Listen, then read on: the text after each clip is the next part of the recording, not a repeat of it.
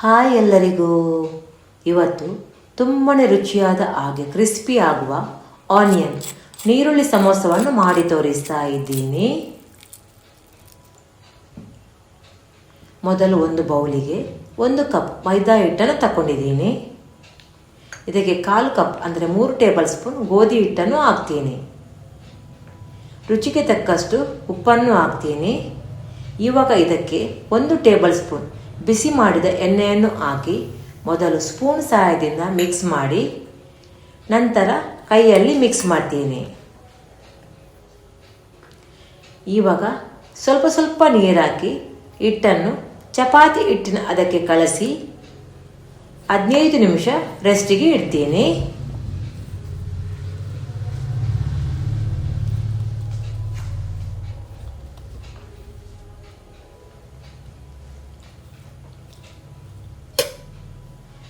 ಅಷ್ಟರವರೆಗೆ ಸಮೋಸಕ್ಕೆ stuffing ready ಮಾಡುವ.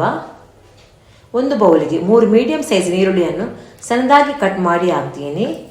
3 table spoon paper ಅವಲಕ್ಕಿಯನ್ನು ಹಾಕ್ತೀನಿ. ಸ್ವಲ್ಪ ಕೊತ್ತಂಬರಿ ಸೊಪ್ಪು, ಹಸಿಮೆಣಸು ಬೇಕಾದರೆ ಹಾಕಬಹುದು. ನಾನು ಖಾರಕ್ಕೆ 1 ಟೀ ಸ್ಪೂನ್ ಅಚ್ಚ ಖಾರದ ಪುಡಿಯನ್ನು ಹಾಕ್ತೀನಿ.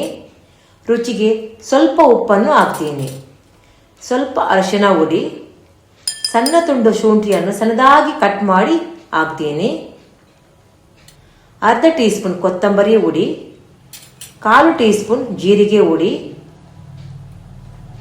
1/4 ಟೀ ಸ್ಪೂನ್ ಗರಂ ಮಸಾಲ ಹುಡಿ, ಅರ್ಧ ಟೀ ಸ್ಪೂನ್ ಚಾಟ್ ಮಸಾಲ ಹುಡಿಯನ್ನು ಹಾಕ್ತೀನಿ. ಇದು ಆಪ್ಷನಲ್, ಬೇಕಾದರೆ ಮಾತ್ರ ಹಾಕಬಹುದು. ಇದರಲ್ಲಿ ಉಪ್ಪು ಇರುತ್ತೆ. ಇವಾಗ ಎಲ್ಲವನ್ನು ಚೆನ್ನಾಗಿ ಮಿಕ್ಸ್ ಮಾಡ್ತೀನಿ. ನೋಡಿ, ಸ್ಟಫಿಂಗ್ ರೆಡಿಯಾಗಿದೆ. ಒಂದು ಸಣ್ಣ ಬೌಲಿಗೆ 2 ಟೇಬಲ್ ಸ್ಪೂನ್ ಮೈದಾ ಹಿಟ್ಟು ತಗೊಂಡಿದ್ದೀನಿ. ಇದಕ್ಕೆ ಸ್ವಲ್ಪ ಸ್ವಲ್ಪ ನೀರು ಹಾಕಿ ಈ ರೀತಿ ಪೇಸ್ಟ್ ಮಾಡಿ ಇಡ್ತೀನಿ. ತುಂಬ ತೆಳು ಮಾಡಬೇಡಿ.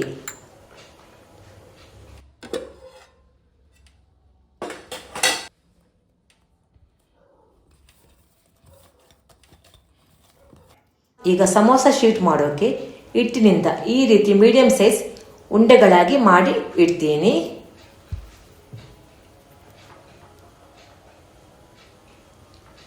ಇವಾಗ ಒಂದು ಉಂಡೆಯನ್ನು ತಕ್ಕೊಂಡು ಸ್ವಲ್ಪ ಮೈದಾ ಹಿಟ್ಟನ್ನು ಸಿಂಪಡಿಸಿ ಲಟ್ಟಿಸ್ತೀನಿ. ಚಪಾತಿಗಿಂತ ತೆಳುವಾಗಿ ಲಟ್ಟಿಸಬೇಕು.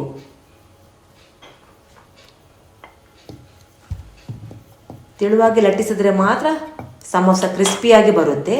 ಎಷ್ಟು ತೆಳುವಾಗುತ್ತೆ ಅಷ್ಟು ತೆಳುವಾಗಿ ಲಟ್ಟಿಸಬೇಕು.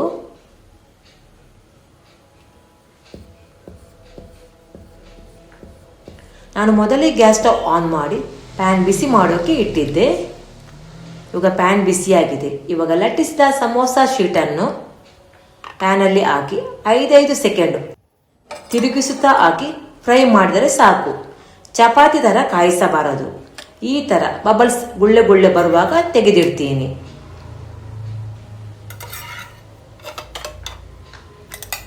ಇನ್ನೊಂದು ಸಮೋಸ ಶೀಟನ್ನು ಫ್ರೈ ಮಾಡಿ ತೋರಿಸ್ತೀನಿ. ನೋಡಿ, ಹೀಗೇನೆ ತೆಳುವಾಗಿ, ಎಷ್ಟು ತೆಳುವಾಗುತ್ತೆ ಅಷ್ಟು ತೆಳುವಾಗಿ ಲಟ್ಟಿಸಬೇಕು.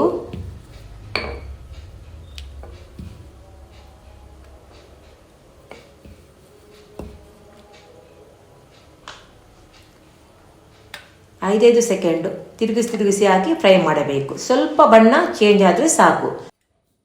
ಫ್ರೈ ಮಾಡುವಾಗ ಎಣ್ಣೆ ಹಾಕಬೇಡಿ. ನೋಡಿ, ಎಲ್ಲ ಸಮೋಸ ಶೀಟ್ಗಳನ್ನು ಫ್ರೈ ಮಾಡಿ ಆಯಿತು.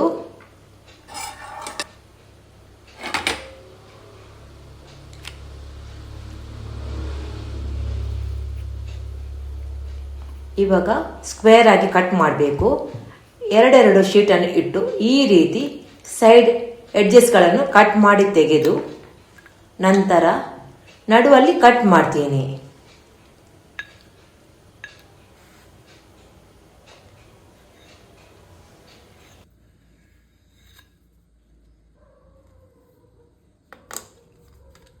ನೋಡಿ, ಈ ರೀತಿ ನಡುವಲ್ಲಿ ಕಟ್ ಮಾಡ್ತೀನಿ.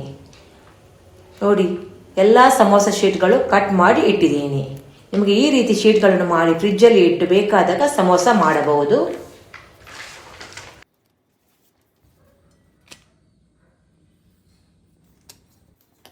ಈ ಸೈಡ್ ಎಡ್ಜಸ್ಗಳನ್ನು ಕಟ್ ಮಾಡಿ ಎಣ್ಣೆಯಲ್ಲಿ ಫ್ರೈ ಮಾಡಿ ತಿನ್ನಬಹುದು. ಅದು ಚೆನ್ನಾಗಾಗುತ್ತೆ. ಇವಾಗ ಸಮೋಸ ಮಾಡೋಕ್ಕೆ ಒಂದು ಶೀಟನ್ನು ತಕ್ಕೊಂಡು ಈ ರೀತಿ ಫೋಲ್ಡ್ ಮಾಡಿ, ನಂತರ ಪುನಃ ಈ ರೀತಿ ಫೋಲ್ಡ್ ಮಾಡಿ, ಇಲ್ಲಿ ಸೈಡಲ್ಲಿ ಮೈದಾ ಪೇಸ್ಟ್ ಹಾಕಿ ಇದನ್ನು ಕವರ್ ಮಾಡ್ತೀನಿ.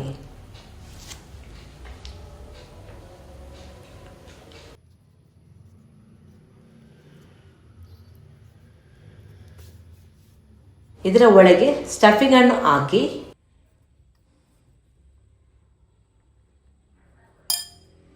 ಕೈಯಲ್ಲಿ ಸ್ವಲ್ಪ ಪ್ರೆಸ್ ಮಾಡಿ ಇದರ ಮೇಲಿನ ಮೈದಾ ಪೇಸ್ಟನ್ನು ಹಾಕಿ ಈ ರೀತಿ ಕವರ್ ಮಾಡಬೇಕು. ಎಲ್ಲೂ ಗ್ಯಾಪ್ ಇರದ ಹಾಗೆ ನೋಡಬೇಕು. ಗ್ಯಾಪ್ ಇದ್ದರೆ ಮೈದಾ ಪೇಸ್ಟ್ ಹಾಕಿ ಕವರ್ ಮಾಡಬೇಕು.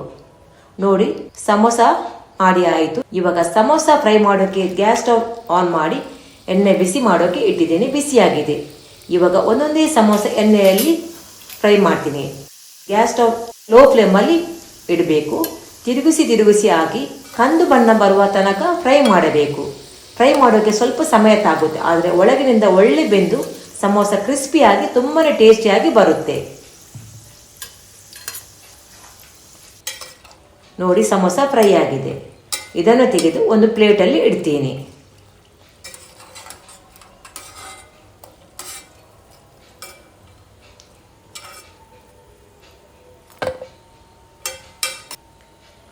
ಹಾಗೆಯೇ ಉಳಿದ ಎಲ್ಲ ಸಮೋಸವನ್ನು ಫ್ರೈ ಮಾಡಿ ತೆಗಿತೀನಿ.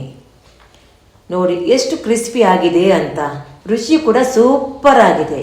ನನ್ನ ಇವತ್ತಿನ ನೀರುಳ್ಳಿ ಆನಿಯನ್ ಸಮೋಸ ನಿಮಗೆಲ್ಲರಿಗೂ ಇಷ್ಟವಾದರೆ ಒಂದು ಲೈಕ್ ಕೊಡಿ.